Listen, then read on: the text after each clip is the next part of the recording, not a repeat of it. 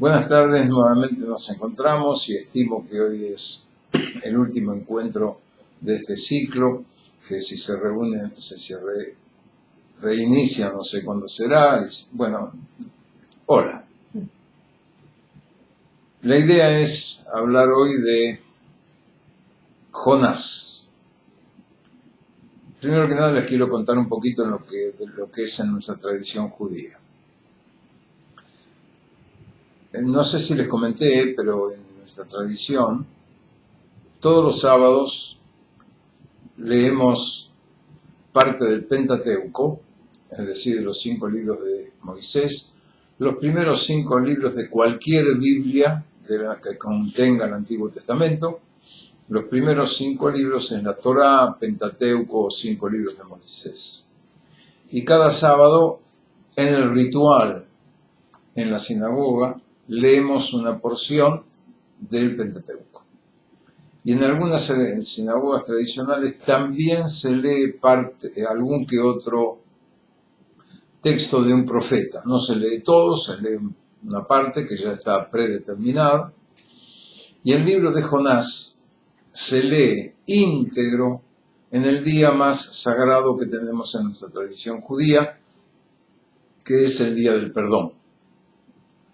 Que este año 2019, ocurrirá el 8 de octubre al anochecer y concluye el 9 de octubre a la noche, es decir, son 24 horas que estamos abocados a la celebración del día de Yom Kippur, día muy sagrado.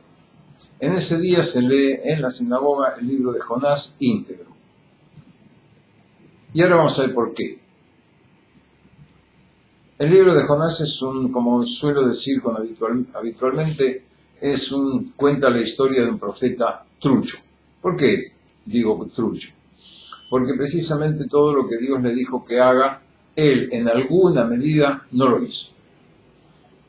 ¿Y por qué? Porque la gente que vivía en Nínive,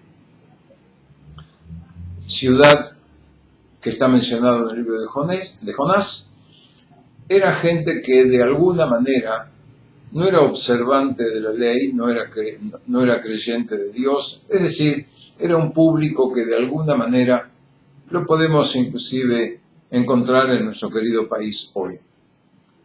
Y lo que Dios le ordena a Jonás es que vaya y diga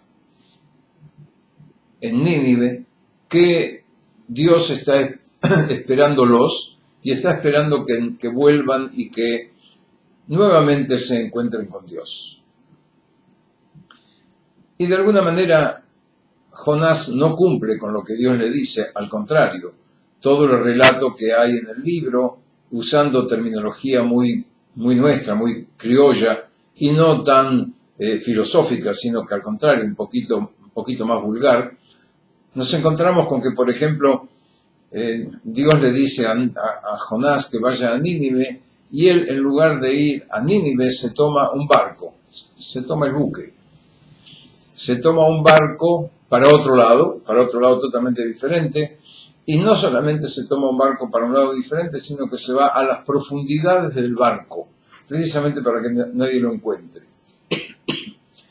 Y también, además de tomarse el buque, se va a un lugar muy seguro que los psicólogos y grandes maestros que interpretaron el libro de Jonás entienden que al irse a las profundidades del barco, se va a un lugar seguro y lo asimilan, lo cotejan con el útero materno. Es decir, Jonás busca su seguridad. Y así sucesivamente suelen ocurrir muchas cosas con el profeta que no cumple con la voluntad de Dios. Pero lo más interesante la pregunta es ¿por qué? ¿Por qué dos cosas? ¿Por qué leemos este libro en el Día del Perdón en las sinagogas? ¿Y por qué es leído? ¿Cuál es el significado? Principalmente acá vamos a ver la misericordia de Dios.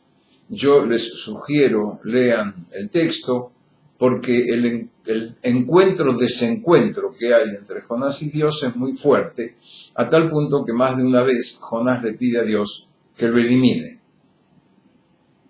¿Por qué? Porque Jonás lo que quería era lograr su propio cometido. ¿Él qué es lo que quería con la gente de Nínive? Él quería hacer justicia. Nada que ver. Si son gente que no están con Dios, lo que hay que hacer, y usando de nuevo una terminología muy criolla y no muy filosófica, él pretendía al paredón. Hay que liquidarlos a todos porque no cumplieron y ya está. Muerto el perro, se acabó la rabia. Pero Dios en su misericordia no quería eso. Dios en su misericordia quería que la gente de Nínive se arrepienta, corrija el camino que habían elegido y vuelvan a Dios. Y sabiendo Jonás que Dios es misericordioso y que lo que él pudiese decir no iba a ser coincidente con lo que él quería, entonces directamente se fue de su tarea. Obviamente no lo logró. Dios en su misericordia fue más, la misericordia de Dios fue más importante que la voluntad de Jonás, y aceptó el retorno de la gente de Nínive a Dios y dejando de lado aquellas actitudes o aquella forma de vivir que no era la que de alguna manera era solicitada por el Creador. Sugiero que lean el libro, sugiero que lo lean, si es posible, juntos con otra persona más, no lo lean solos, pero miren paulatinamente cómo es el desarrollo de la actitud de Jonás, que cuando las cosas no le salen bien, como por ejemplo hay un fuerte maremoto en medio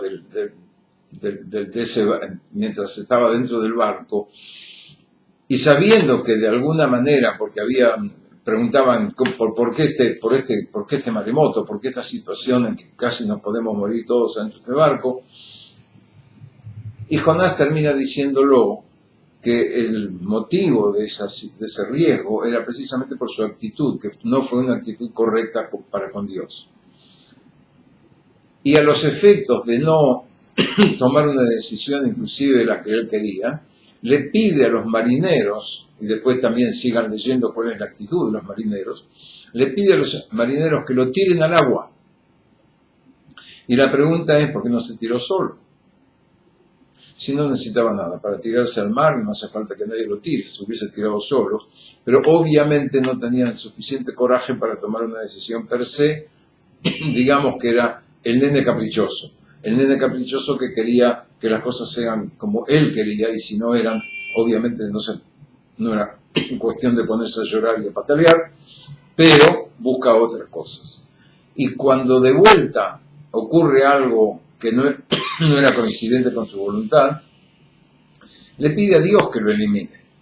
Ya no es solo a los marineros, sino también a Dios, y por lo tanto él trata por todos los medios de salirse, y voy a usar una palabra también vulgar, zafarse de esa obligación que de alguna manera Dios le había propuesto. ¿Por qué? Porque no era como él quería.